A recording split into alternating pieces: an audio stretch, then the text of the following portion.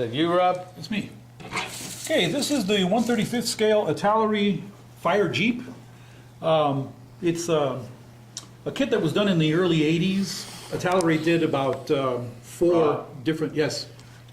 Did you say 135th? Yes, he did. Yeah, but it's 124. I'm sorry, it's 124. Or 124. Wow, He said I'm sorry. 124th. I don't believe all my eyeballs being way out. 124th, you're right. Absolutely. Sorry about that. 124th scale, yeah.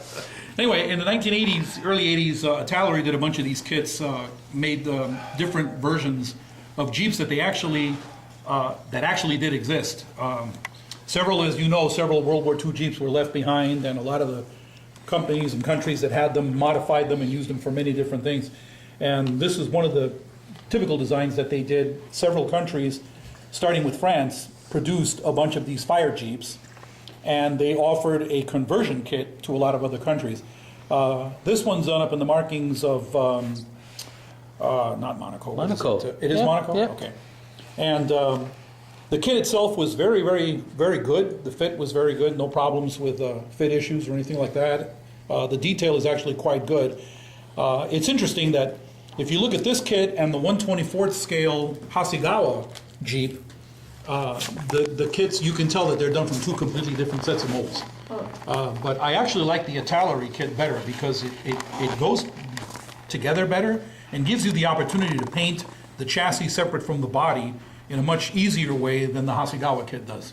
The suspension, everything is completely apart. I mean, the steering rack is in three different pieces, and the wishbones and everything are all in different pieces compared to the sub-assembly that Hasegawa casts as one piece. Have you also seen the MPC 24 scale Jeep?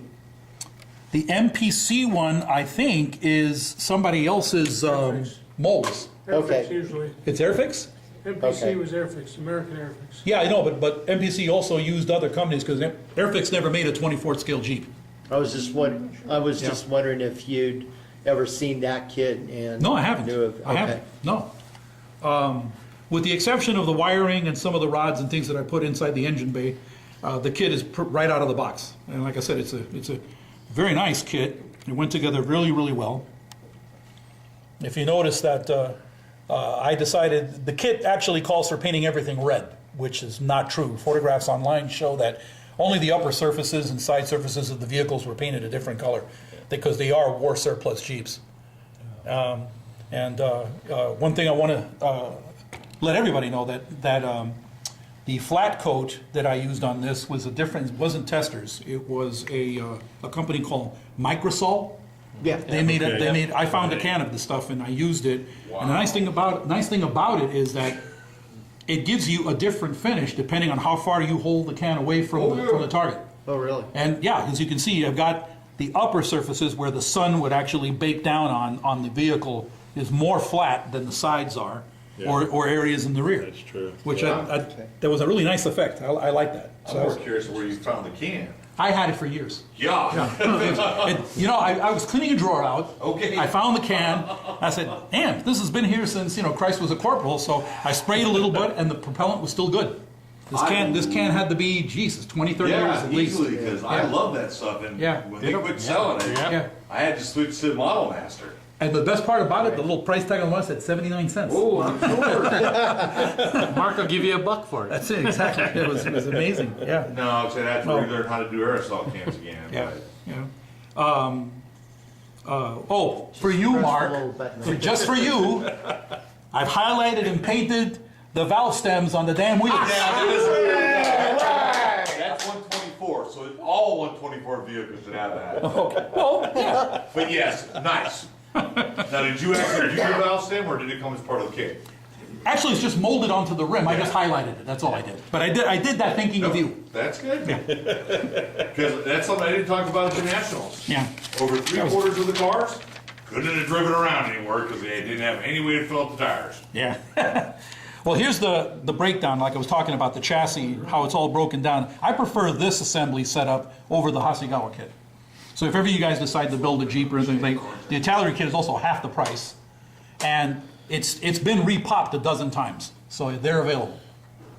Well, that's what I was going to ask. Is that a Heller kit originally before No. This isn't it. This is Italeri actually did make their own molds for 124 for their 124 scale Jeep and their 124 scale Opel truck.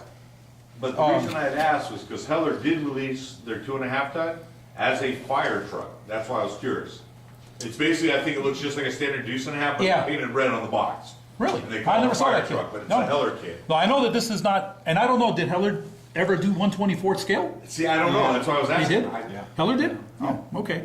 But they did the French version of the Jeep, because you see if the front grille is a little bit narrower on the French knockoffs. Is it really? Yeah. Okay. Yeah, isn't the French call? I think their license was an MC202. Yeah, so it's a little bit different, 'cause like you see them, especially in Good Morning Vietnam, when they're driving around the Jeep on the compound, you can notice that the grille is a Oh, lot okay. narrower. Ah, it's good to know, yeah.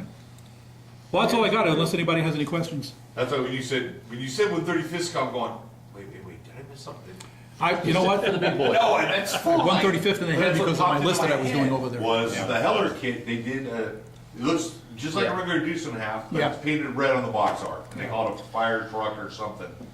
But Heller did it. And people have always told me that even though it's a soft plastic, Mm-hmm. the Heller Deuce isn't a bad kit. Of course, I've never bought one because one, they're hard to find, but And you know it's a Heller kit because the siren goes. box said Heller, yeah.